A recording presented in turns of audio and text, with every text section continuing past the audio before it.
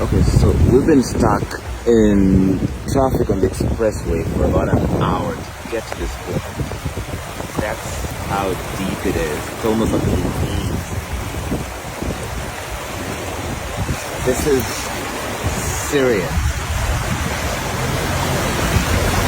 The tires are covered, so it's not something that's shallow. I think a smaller car could easily get carried away here, get swept away. Like, that's how serious it is.